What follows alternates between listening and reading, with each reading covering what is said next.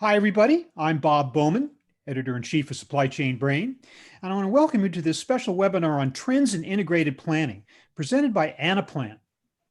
Before we get started, a quick housekeeping note. There will be a question and answer session at the end of the presentation. Audience members are encouraged to submit their questions at any time during the presentation by clicking on that Q&A button at the bottom of your screen, and we'll get to as many of your questions as we can, time permitting. So at this point, I would like to introduce our three excellent speakers for today. Marie Zopi is Global Head of Digital Programs at HP Inc. She is leading the company-wide transformation of planning, forecasting, reporting, and analytics processes and tools. Prior to that, she implemented a cloud-based big data platform and data science organization to grow the print business through data-driven insights and actions. She's a 27-year veteran with experience in business management, finance, automation, supply chain, and operations. We'll also be hearing from Joseph Fitzgerald. He is a principal in Deloitte's supply chain practice, focused on high-tech supply chain strategy, product development, and manufacturing. Joseph leads Deloitte's supply chain innovation offering, including product design analytics, advanced manufacturing, and robotics. He has experience developing and implementing supply chain solutions from the factory floor to planning, procurement, product development, and service. And we'll be hearing from Evan Kwasny.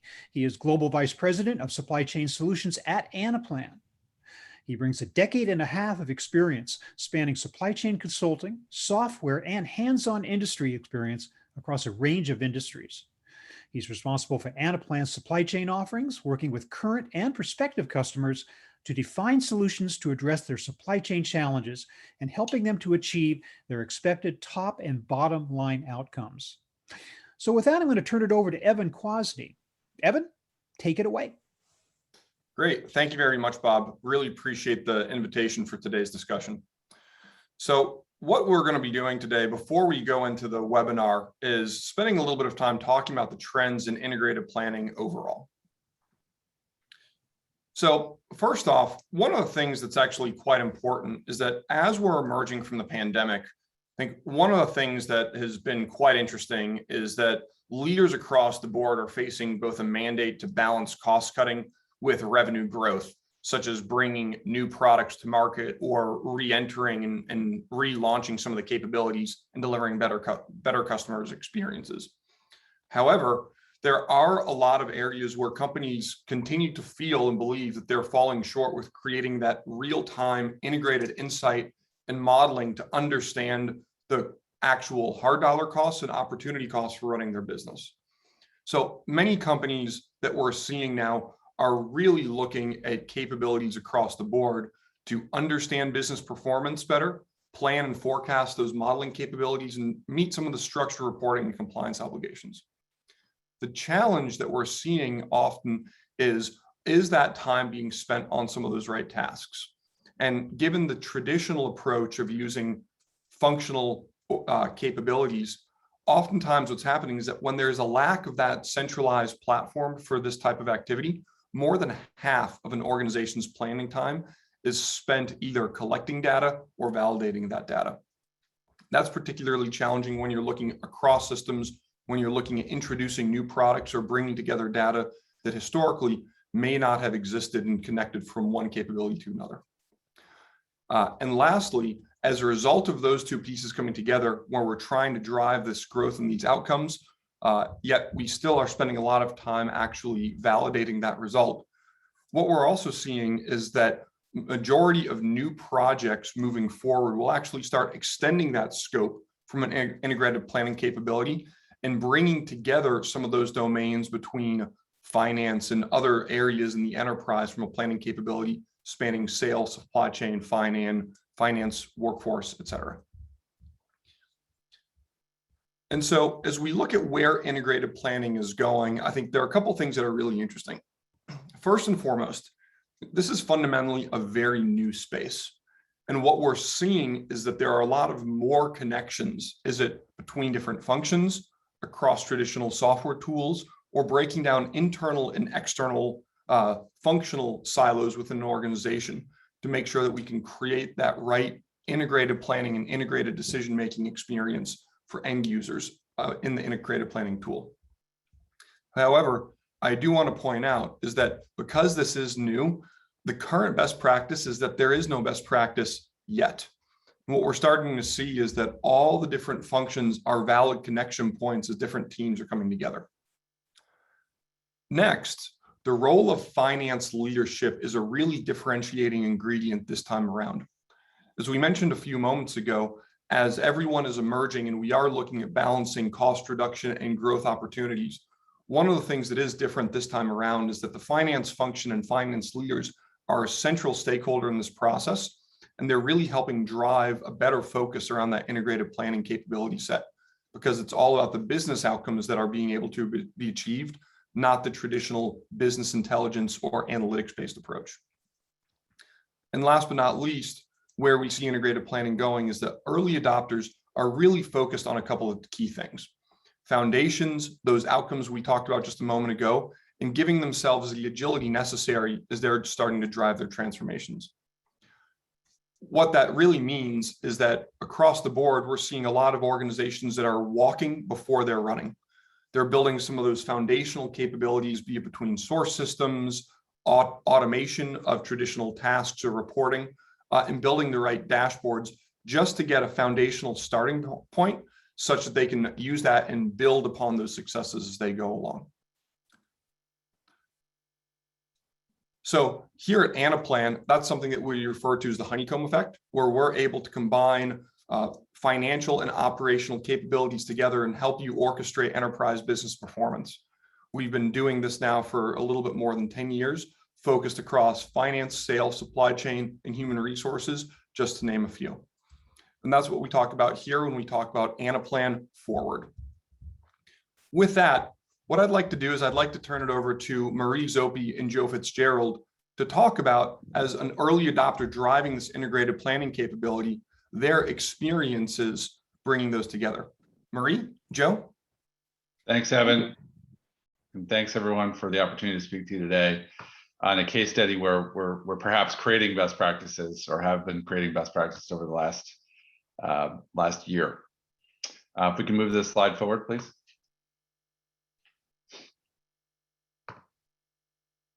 So we'll walk through a journey today on our version of integrated planning. We've been calling it enterprise business planning. And this is a project that I've had the pleasure to work with Marie on over the last year to enable a global platform to do connected business planning, tying together finance, supply chain, marketing, sales on one consistent platform. Let me talk a little bit about the journey we'll go through today.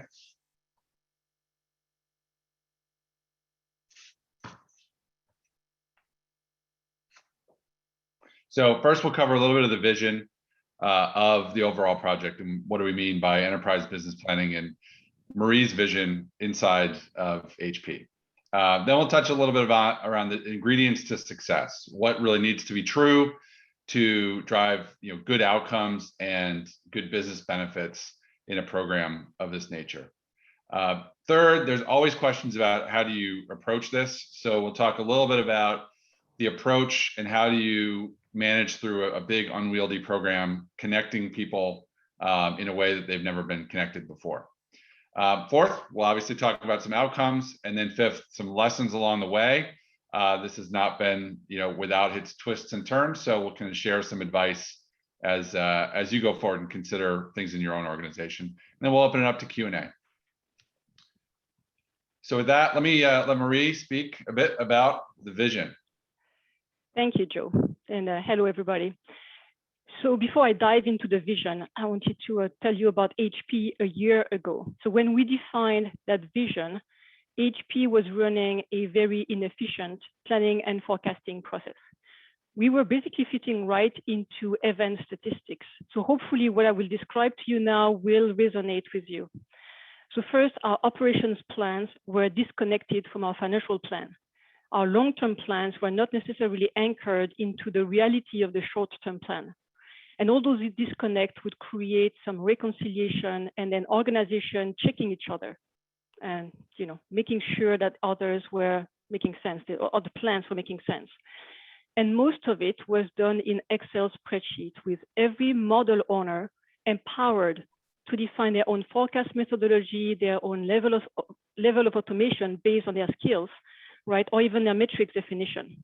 They spent a lot of time, and 50% sounds about right, manually integrating, loading the data, running their model, and then they would have to consolidate all the data and narrative from the country level to the market level to worldwide level via email by sending Excel spreadsheet and PowerPoint slides. I mean, imagine the nightmare when I think about it, to consolidate everything to provide a picture to our CEO and to our leadership team. That was a year ago. Plus, when we are talking about decision meetings for forecasting, we would use PowerPoint slides, which are static. So you show a PowerPoint slide, the leader wants something changed, you need to go back to your desk, rerun the model, change the slide, go back to another meeting. Very inefficient process. So the vision we set was one plan. We need to connect all the plans for the company, the operations plan, financial plan, sales plan, marketing plan, long-term, short-term, everything connected. And that's a big, big change for us. And we, by the way, we moved to an 18 months rolling forecast process at the same time. Then we wanted to get rid of Excel. We put it in our vision, no more Excel. We are moving to a modern platform in which we are automatically loading data. So nobody has to do it. Cleaning data, integrating data, loading data done automatically. And we wanted to use machine learning, obviously, to establish a first forecast, a seed forecast that analysts could play with. So an analyst would just log into the platform, or will or are in some cases, see the forecast and start from there. So a huge difference. And then make real-time decision by using a collaborative platform where everybody works together on the same platform, and the platform is being used live during meetings to make decision. No more PowerPoint, no Excel, just a live platform. You want a simulation, it can be run live on the tool. You want to drill down into the next level of detail, you can do it live on the tool without going back to your desk. This is our vision, and you're going to see we are not too far from it. Thanks, Marie. So let's double click into that vision, right? And Marie covered a number of these elements. So back a year ago, there was the silo effect, multiple siloed planning processes, high cost, inefficient. Today or tomorrow, what is now today, we're looking for that connected, accurate, and efficient demand sensing on the left and supply planning on the right, with visibility to commercial actions and financial changes in the middle.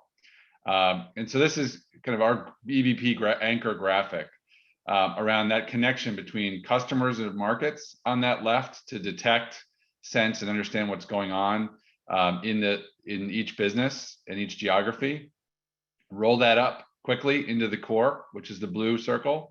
And then on the right, there's an element around supply planning and supply chain, enabling the supply chain to react as rapidly as possible to the changes on the left side. That's something that's actually one of the twists and turns throughout this journey has been as component shortages and challenges due to COVID in supply chains have popped up. That's become more of an emphasis over the last 12 months to connect that part of the planning picture together with the left-hand side. So you might say, and I think we had many stakeholders that, hey, I like the aspiration, but what's in it for me? And so we had to essentially sell this across the organization to get buy-in and participation and excitement around the potential benefits, right? And so I won't drain all of these, but you can see there's a bit of a value proposition for each of the stakeholders at the table that are typical here, right? And I'd say, for IT, a basic concept of the one platform simplifying a myriad of systems that are containing data all around the enterprise is a nice opportunity to consolidate. For different business units, enabling their connectivity to be faster to the core sales and supply chain functions, and allow them to be more agile in terms of navigating changes. Digital transformation, where Marie sits, I think this is the core of it, to achieve some wins, teach the organization to be agile, which we'll talk about a little bit later, and enable automation in a way that wasn't possible before. Last but not least, on the other side, commercial. I think in the industries that HP, the businesses that HP primarily undertakes, which is personal systems, computers, displays, and print, accelerated visibility to business conditions, up or down, is very, very attractive for these businesses, and by geography, and to enable a roll-up of that and connect it to finance very quickly. And so, as you'll see in our approach and some of the other dialogue, that's really the goal, to roll up that visibility very, very quickly, take kind of cycles out of the processing and get to information and insights as rapidly as possible, and then set a new plan to navigate challenges as you go forward. So let me talk a little bit about the overall ingredients to success. So I talked about this graphic in an earlier page. This is really the core of any business, right? These major functions. And enterprise business planning really needs to connect each of these, which has traditionally sat in a silo. And so the one platform we're talking about, enabled by Anaplan in this case, and a number of other applications like SAP and others around it, are creating an architecture that do connect all of these functions very effectively across the organization. For those that have not heard of this, our tagline is really, it's a cross-functional collaborative process enabled by technology. There is no one technology that just magically enables enterprise business planning. It is a process-led effort that is enabled by technologies, a platform like Anaplan, automation techniques, and other database or data cleansing platforms.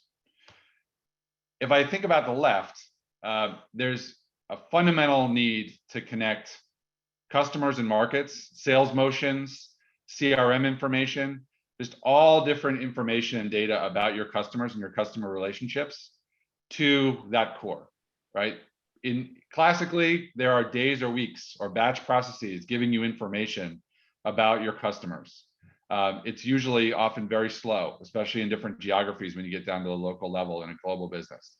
So, the big goal here is to give you that demand sensing, understand what your channel partners are doing, get data flowing in a way that everyone is collectively working towards a single plan. And then on the right, turning that backwards and looking at the supply chain, right? And the financial controls of that supply chain and sourcing and procurement decisions in that core. More now than ever, companies are facing challenges around the supply chain, and supply chains often don't react overnight. So there's a need for a longer term view, as Marie mentioned. So by pivoting and enabling an 18-month rolling forecast view and having the kind of muscles and capability to do more long-term views, that helps the supply chain in many businesses plan for what's coming, whether it be components, whether it be capacity, whether it be new factories or moving capability around the world. That's what it's all about in terms of connecting that visibility, both short-term and long-term, to enable supply to then fill channels and drive satisfied, happy customers. Now, what great looks like, right? So now we'll get into how do you enable this vision, right? And Marie and I have spent now the last year working through the elements on this page, right? And I think the first one, the top left, is often a cliche, but I'd say the management of change in an enterprise business planning program is significant. When you have a number of people who have been used to working in Excel, an unstructured platform where they can do whatever with data and formulas and modify things as they see fit, there is a considerable amount of discussion and convincing that needs to happen, and even showing them the platform and showing them something better throughout the journey.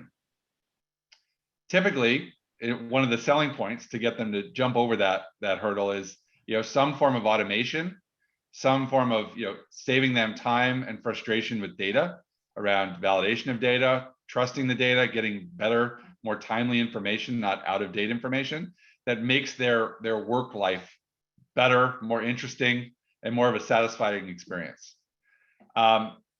Supporting that is often a lot of new process and governance. In most enterprise business planning, programs, this one included, we've had to instill new timing and new governance around when do things get updated, when we might lock information, different cycle times of weekly, monthly, quarterly processes that need to complete in certain times in order for the overall platform and the process to run like a Swiss watch. And that's where some of the technology elements come in. I think we've tried to use existing assets as much as possible. We're not talking a grandiose investment and throwing away investments in planning technologies you may already have. We've put things and worked with the existing assets to architect a solution where we have this enterprise business planning layer on top, tapping into data where it makes sense. At the end of the day, it sets up, you need to set up an integrated process framework for global deployment. And that's critical in order to create a repeatable, efficient EBP process. What does that mean? Things like we have calendars for when weekly things happen around the world, when monthly tasks happen around the world, when data needs to get updated, when different jobs are run. And users are getting acclimatized to that cadence of work and how that should work. And what they also need to be educated and grow accustomed to the fact that they're now connected to everyone on the platform, and changes they make in one area may impact another area. And that's something to get used to on the overall platform. So we'll switch a little bit to our approach, and I'll let Marie kick it off in terms of some of the things that HP Inc. Specifically was looking for in the overall approach to the program. Marie? Thank you, Joe. Yep. So HP is actively promoting the value, a new core value, which is agility. And the key word here is new. It is new to the entire company. And EBP is the very first large-scale transformation program using an agile product management methodology. Of course, we've been using agile in software development for years, but to manage such a wide transformation across all functions to people who are not used to being in agile project management was a big challenge. And so we started by training. We took the Deloitte 1,000 training pack, to train 1,000 people to start with. And then we've been doing train the trainer and expand the notion of agile training, agile project management skills throughout the company. And even then, it is still a challenge. People can sit in the training, they can speak the language, they might understand the concept, but until you actually live through it, it's a whole different ballgame. You don't really understand it. And it was a big mindset shift for a company who's been very focused on waterfall approach to project management. So that was a big challenge we faced. But what it allows us to do is we manage different work streams running in parallel. We reached a cruise speed of 5 releases at the same time. If you can imagine, each one of them at different stage of evolution, from planning to deployment. And so we had multiple release, and we were always centered around the user. So we worked very closely with the users to make sure that we are developing something that was relevant to them, give us continuous feedback, and then and that gave us the flexibility to adjust the development as we went. It also allowed us to react and change very quickly when we had new challenges, such as the component shortages, which forced us to change our process and go deeper into some of the automation that we were planning to do, and we could react more quickly because we were in an agile process. This entire approach and way of managing such a large-scale program was new to HP, presented some challenges, but eventually it allowed us to deliver very quickly, some value very quickly, because we have 3 sprints in one release. So every 3 sprints, we deliver something to the business. Thanks, Marie. And I'll call attention to the graphic at the bottom here. And this is a little bit of a joke internally around the project, but it's we've had a lot of analogies of a rowboat to a sailboat to a powerboat. This graphic has emerged to pre-EVP. We might have been riding a bike. Right now, we're delivering, I'd say, a very economical Camry with nicely appointed features. And the future, might be, a Ferrari that really can drive 200 miles an hour and take any curve. Why do we have that distinction? I think the nice thing about the platform effect with an EVP platform, however you implement it, is that once you get up to that core nicely appointed Camry, the middle, then you have a lot of optionality to add new functionality or enable users as business models change. And the incremental cost to those releases is relatively low once you get the data in the platform up and running. And I think we're dealing with that now, is thinking about different business models that might come on board, or simplifying certain processes as some decisions are made to change internal financial processes. So going into more detail, this always comes up on discussions like this. How did you go and do this? So there's this emotional battle always between how long do you study the situation and do design or discovery before jumping in to the implementation. And for us, we had a bias towards being more agile. I think with a company the size of HP, with global complexity, so we're talking roughly 87 countries, 11 markets, 2 different major business units, so a lot of users spread around the globe.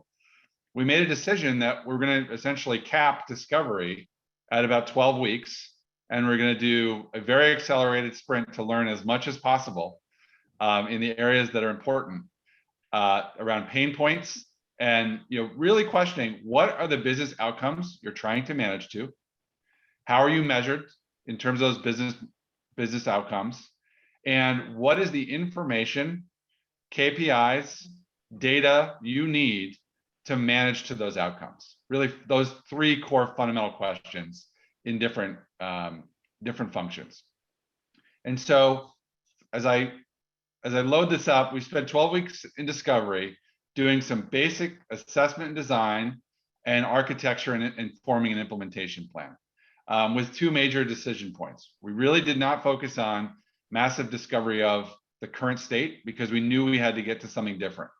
And we knew we had to get to a more standard process, which I'll talk about maybe later in terms of lessons learned, but a standardized process globally versus a bespoke process everywhere that was unique to everyone. So that was decision point number 1, reviewing that proposed process design, the technology assessment, and some short-term wins. The second decision point was working through a technology stack and that architected solution to make choices of how we're going to fit everything together. And that includes Anaplan, SAP S4, SAP IBP, SAP SACP, a whole myriad of tools that all come together in each function to kind of drive the overall program. Quick win targets in this case during discovery, areas where we could automate data pulls and try to reduce repetitive analysis and reduce the dependence on spreadsheets right away, especially in weekly processes. Driving some process orchestration basics, right? To get people to log in the same place, be on the same page, have a consistent timing and workflow. While delivering the essentials in discovery, which was having a vision of an integrated process, make a call on the technology stack, have some form of automation plans, and I think most importantly, a management of change tactical plan of how we would go forward and embrace changing the mindset of folks as we move forward with implementation. And Marie talked about some of those elements around a user community. We have user community forums to engage with the users, not force fit something into their world, but constantly listen, get feedback, and adapt what we're deploying. Then we rolled into implementation, somewhat if we were ready or not. We said, okay, here we go. And we started with things that were weekly processes, right? If you think about the efficiency gains, weekly processes ended up being first. And we started doing sprints to tackle those weekly processes. And I think that as I build up this, it's important to note the kind of color code boxes here. In all cases, we have an initial release, and then we have what have now become .x releases, so improvement releases of additional functionality. So we've also said strategically, hey, we're never going to get to the end of this if we keep listening forever to all the improvements needed in the backlog. So we have teams that charge ahead with the MVP to enable that MVP from release 1 to release 2, which in this case is sales forecasting, release 3 and beyond, which are things around more monthly commercial outlook and S&OP and beyond, where we're building up that MVP sequentially. But then we have teams also following, driving improvement releases for additional functionality that had been requested, right? And that's a strategic choice so that you actually get to the end and enable all the releases in a comprehensive process during the program in 12 months versus really getting stuck taking never-ending requests from everyone. And by the way, the requests are usually well-founded, but it's a decision to continuously get to the full integrated platform sooner than later, and then continuously enhance because of that platform effect. Maria, I'll let you. Do you want to add anything around our strategy to kind of get the end-to-end going and add to the .x releases as we evolve this? Yes, that was a learning. We knew there would be improvement, so we would deliver an MVP and there would be improvement. There were so many improvements. As soon as people realized the value of the platform, that, oh, you can do all those things that my Excel spreadsheet can't do, they started to add more and more and more. We've been calling it the ransom of success because it's overwhelming amount of requests. And so we had to prioritize them, backlogs, spin off a different team to just go and attack all of them. Great ideas. The creativity out there was fantastic. We were not planning to do all of that though. And so we kept forging ahead with the MVP like Joe described. That was a decision point. We either spend all of our time fine-tuning that release until it's perfect, or we keep going. And then there's a cleaning crew who is delivering on all those different, we call it .x releases or improvement releases. And so that's what we chose to do. But once you give a taste of the platform to the users, they really liked it. Thanks, Marie.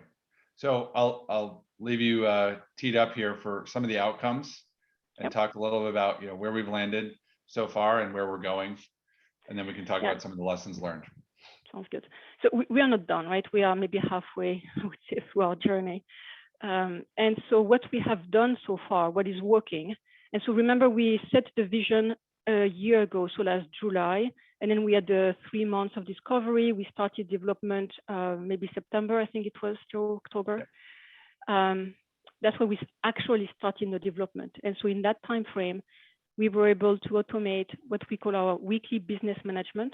So you have to imagine that our countries at HP are preparing a weekly business update with about 100 slides every single week with all the metrics that the management might want to see, a lot of just in case slides. So they prepare all those slides in every country, and then they manually roll them up to market level, consolidate them, the market, and manually via email and Excel spreadsheet and PowerPoint, as I was describing, market, consolidate, and send to worldwide. We automated the whole thing. So every country now is using the same metrics, the same KPI, the same format, the same report. The data are being automatically loaded into the tool for them, so they don't have to do it.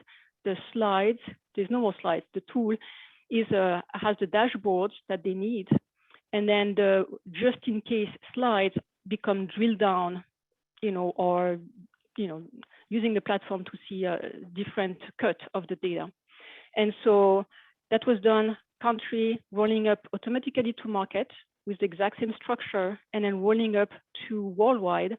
And we had our first review with our CEO. The first one was not quite on the platform because of people on vacation, but the next one is directly live on the Anaplan platform, showing him no more slides, but the actual dashboards on the platform as a roll-up of the work of thousands of people in the company. So we're pretty excited about it. You can probably tell it's a huge step for us. And then in parallel, we've had all those other releases going on. Sales forecast has been consolidated and deployed to all of our European markets. And then we have so many more going on in demand supply mapping, matching, in finance. The big new releases now coming up are the finance releases and the switch to this 18 months rolling forecast, which we are getting ready for. But already a huge achievement. So far. Yeah, and I'd add a couple other things around the structured repeatable process is not just about data. It allows people to take narratives, local narratives, to feed them up so leaders can view trends of what's similarly happening around the world, right? In a bird's eye view that was really hard to tease out in emails or conference calls, prior, right? And you have a reference of, well, what happened last week, the week before, and it's very traceable, period over period, to view those trends in a way that the human brain really likes to kind of see them versus multiple emails and spreadsheets. Coming up, things that are more predictive and forward-looking in enabling more commercial forecasting and planning, structuring that process, looking at pricing, promotions, and 18-month rolling forecast views to help the commercial teams around the world make zero to in quarter and just beyond the current quarter decisions about the business, giving the agility that we talked about in the beginning part of the presentation. So let me just jump into some lessons learned. Marie and I will tag team this. I put these four on here, right, that I thought were very important. I think one other has kind of come to mind as we've talked through this around process standardization. But if I go around clockwise, I think the one piece that many of you who may be attending have implemented or struggled with implementations of planning tools. I know in my professional life this is one of the challenges. Data is the fuel, right? And so being very mindful of where is the data, what data do we have, the accuracy, the latency, the format of data to pull into platforms like this is really important because you're standardizing everyone on the same platform. So that heterogeneity of data is always something to tease out in the discovery phase. And I think we've had kind of fits and starts with that. We've been relatively successful, but have not been without kind of challenges with data. Going around the horn clockwise, this was a project that was formed in the early days of the COVID dynamic. So to this day, Marie and I have not been in the same room and met each other in person, right? We're hoping to pull that off in August. But the thing that we've learned here is we got teams together, did social things, we did Agile training, we did a lot of things where we were forced by the pandemic to do it virtually, and we formed new ways of working. And the interesting thing for me is that was almost a proxy for the way a process like this needs to work. It's enterprise business planning. You're connecting a lot of people who maybe didn't work together all the time together. They were in their own silos, and now they find themselves connected, right? And so, having kind of both program management techniques to connect people in ways like user forums and regional kind of discussion groups has helped along the way. And I think we are all looking for some grand reunion when this is all done and we can kind of get together to celebrate some success. Going around again, my power adapter example here. I think adapting to new conditions has been a feature of this program in that we started looking at efficiency, demand planning, and demand forecast accuracy. And getting a picture of that, and we are still driving to that. But as this is played out, an effort to get more of a long-term view, an 18-month rolling forecast, and help get predictive views of what components are needed or what business conditions will be out there in several months has been a new kind of driving force that we need to adapt to. Right, that and what Marie referred to as the ransom of success. In December of 2020, January 21, we started going live with capabilities, showing people the tools, and there was a mass amount of popularity and people wanted more. So we had to adapt to those new conditions and add more capacity for releases to add those improvement releases and do more in parallel. Last but not least, this is a cross-functional effort, enterprise planning. Again, you're connecting silos of people that have not normally worked together. There's sometimes discomfort. And I think this is a universal truth that you will find that there is certain people that have their fingers in everything. And they're the answerers to many different questions, or they just become the bottleneck because they're involved in so many programs because of their position in the organization.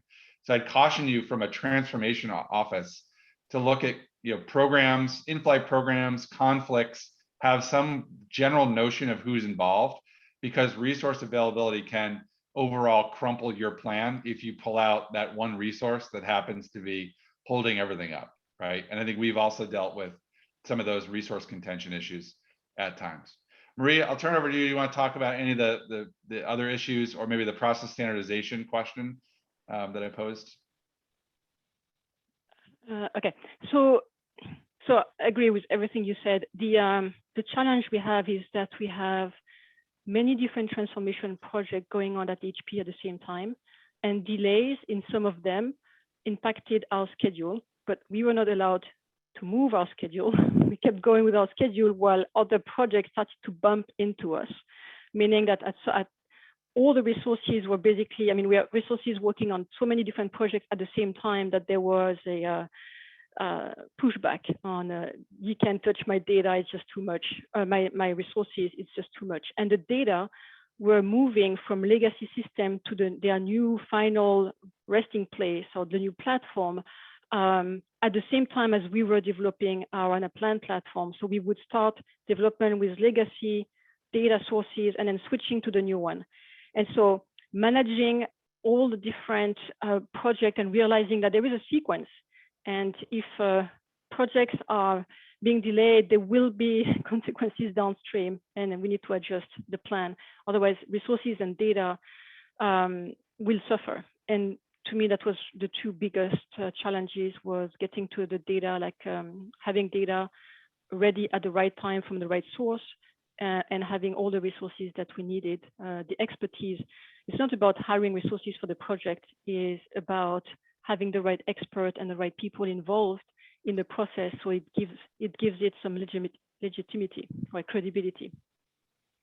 And then in terms of adapting to new conditions, we had a big curveball thrown at us with the shortage in components that I'm sure you guys suffered through as well, which obliged us to add more projects to the list in the supply planning area, which had a downstream impact to ability to get our demand supply plan that would allow us to complete our project. So many lessons learned. We could talk about it for a long time.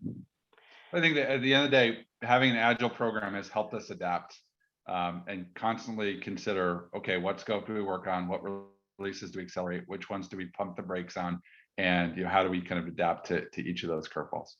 If we had spent months planning meticulously the waterfall approach, like this is going to happen exactly at that time, that plan would have been thrown away how many times, Joe? How many recuts?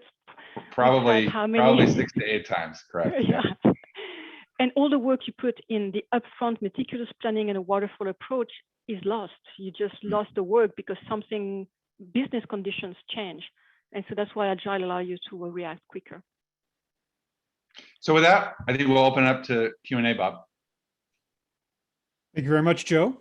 And thank you, Marie. We do, in fact, have a number of audience questions, and the audience is encouraged to continue to submit your questions as we address the ones we already have. We'll get to as many as we can, time permitting. Okay, so the first one, who was the executive sponsor of this effort in HP, Marie? See, that was a very important point, is HP established a Chief Transformation Officer, a level 1 position, an officer position in the company, to be directly responsible for those big transformation programs. And we have 3, and I lead 2 of them, and they are, but he is the one, for funding, resources, negotiation with some of the L1. There is a dedicated Chief Transformation Officer. We've talked to prior companies, to other companies, a lot of them before embarking upon our transformation. And they told us that was the way to go. That if you have one of the existing executives, they get distracted by their day-to-day job. If any of them, right, will eventually be distracted, and there are dynamics amongst the executive staff. So having a dedicated sponsor is critical. Thank you. This questioner says, great transformation journey. Are there examples of KPIs that have shown tangible improvement because of this transformation project? Key performance indicators. Yeah. So specific examples. So what happened is HP went through a big KPI cleanup in November 2019, and we defined these would be the KPIs, part of our BMS process. Joe, do you have any specific ones?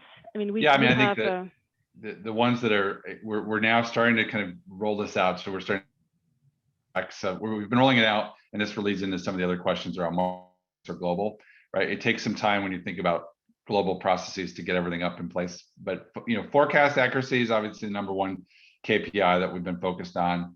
Also, the time to information. That's not necessarily a official KPI, but rolling up from country to market to overall business now can happen, within a week, and then have a review every month with real live information. So those are kind of two major key points, right? I think there were targets around overall inventory, inventory levels, things around expedites, ocean versus air, that are things that are targets, right, operationally, as well as just channel inventory levels.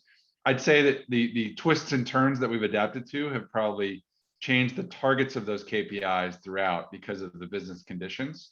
So I think we've been hampered by kind of a lack of steady state in the world to say, which KPIs are trending in which direction. We have the foundation though to start measuring them and start kind of making incremental improvement based on what's happening in the world today.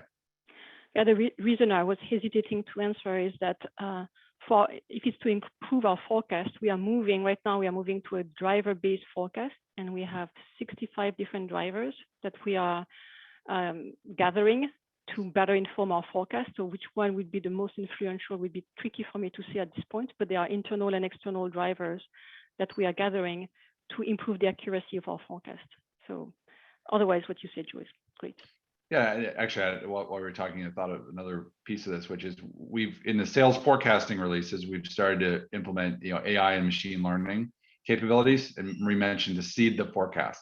I think we discovered in the discovery process that each area around the world, countries, different channel situations, different product lines had different ways of forecasting, right? And so we're trying to drive some consistency around AI machine learning enabled forecast as a seed forecast, right? To have people consider as a baseline and a monitor, and allow people for adjustment, and then monitor those adjustments for whether they helped or hurt over time, right? And so that way we're augmenting the analysts in the countries with the machine learning, and we'll see how that plays out. That's another benefit of having the platform effect. We can kind of do these types of things.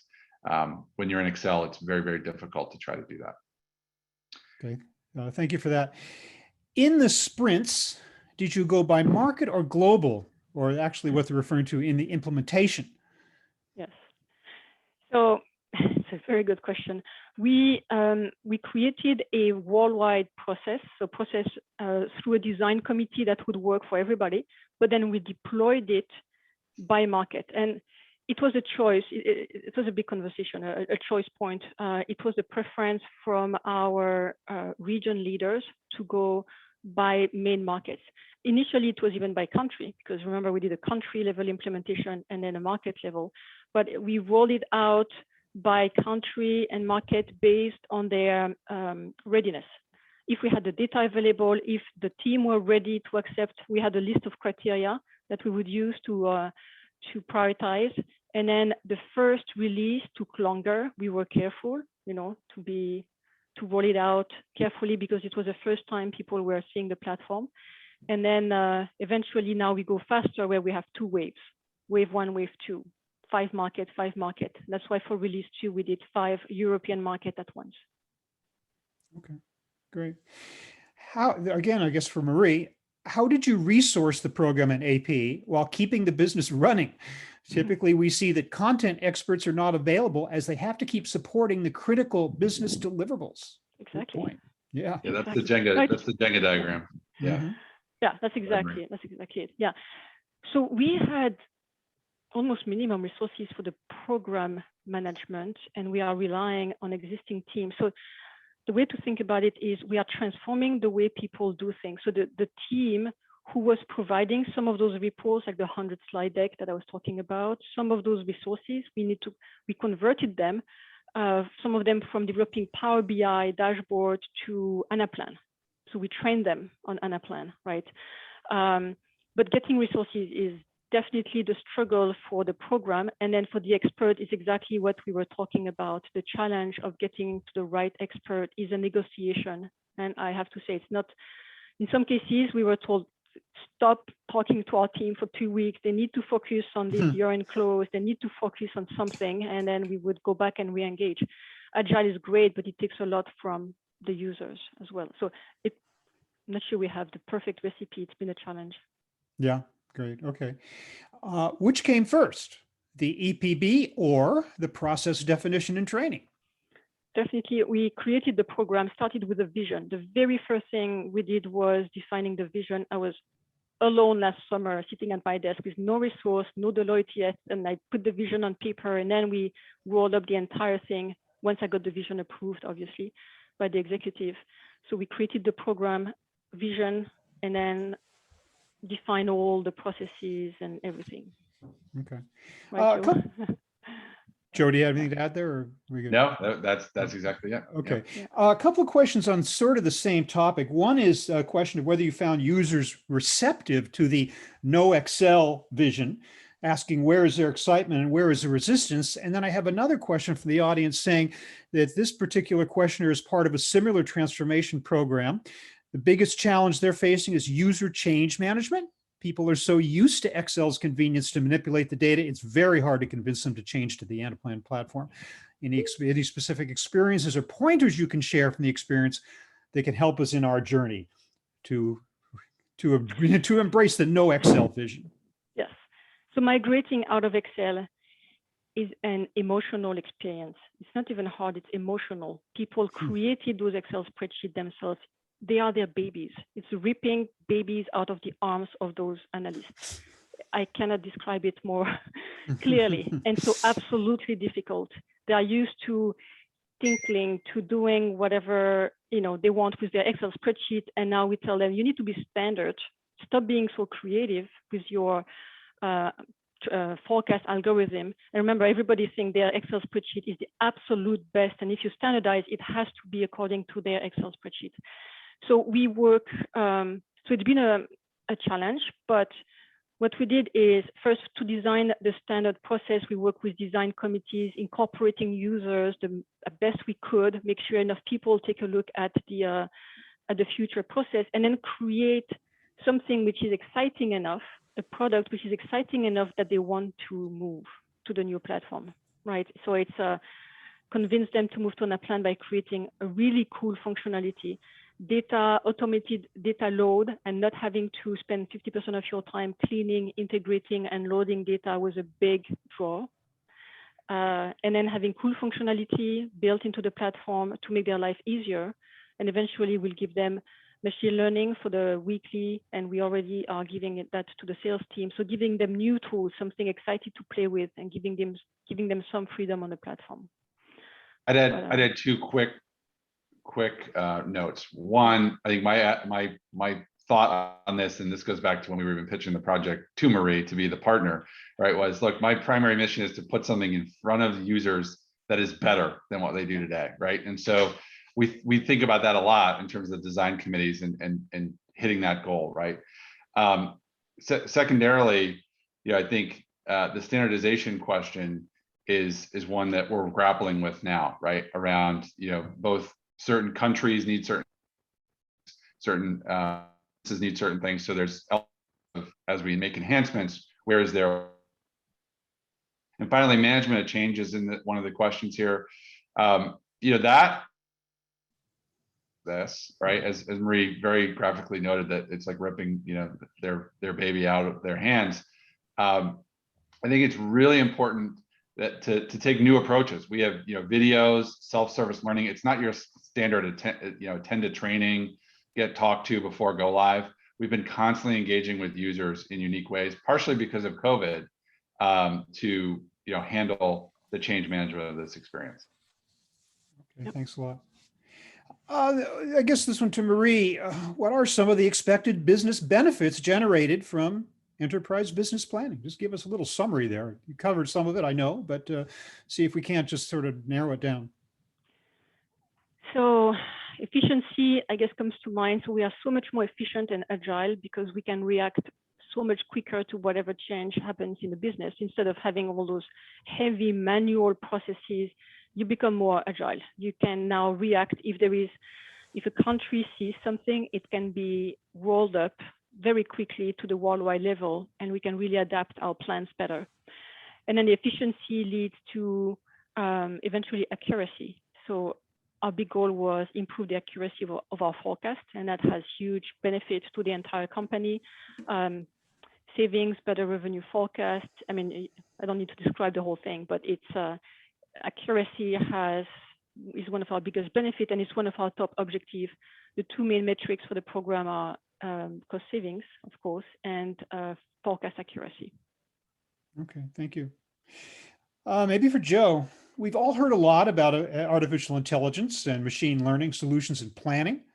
What has been your approach in deploying these technologies? Yeah, so briefly, we have deployed some of the technologies really with HP's internal data science team. We evaluated a bunch of different options, and we've elected to go with, because of access to data and the necessary data feeds needed internal to HP. I think we've started down that journey with sales forecasting, which is really kind of something that can be enabled quickly to provide that seed forecast.